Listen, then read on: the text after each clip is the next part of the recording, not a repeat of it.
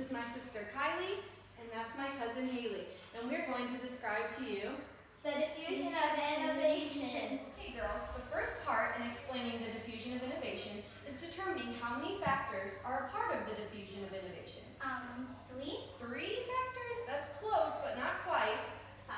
5 factors, actually, and they resemble a form of a curve. Kai, could you draw a curve for me?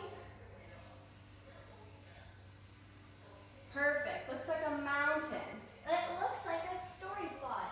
It does kind of look like a story plot curve.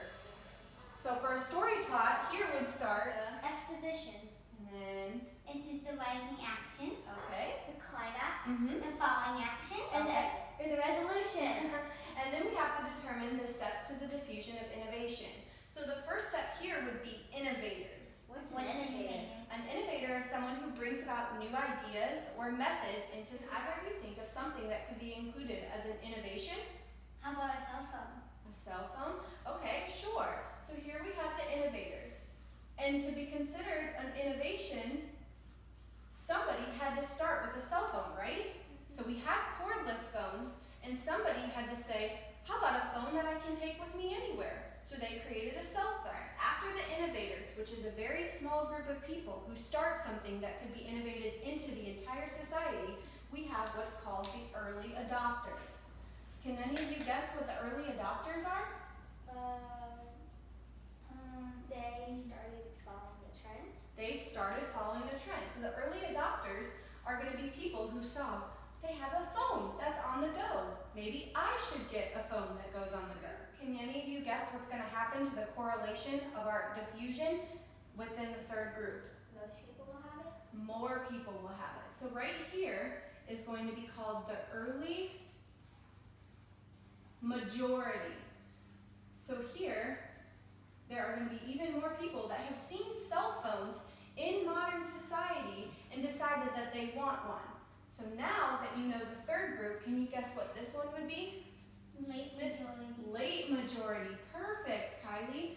Now these are the people, well, the majority of the rest of the population that has seen the innovation grow to the majority of the population and decided, I have to have a cell phone. Right. After the late majority, can you guess what the last group is going to be? Laggards.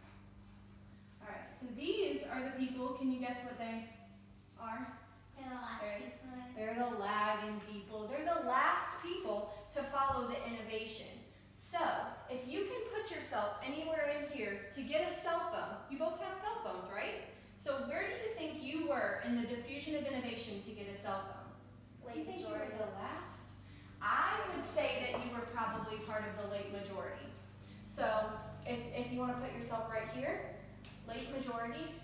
Now, where would you consider that your parents were?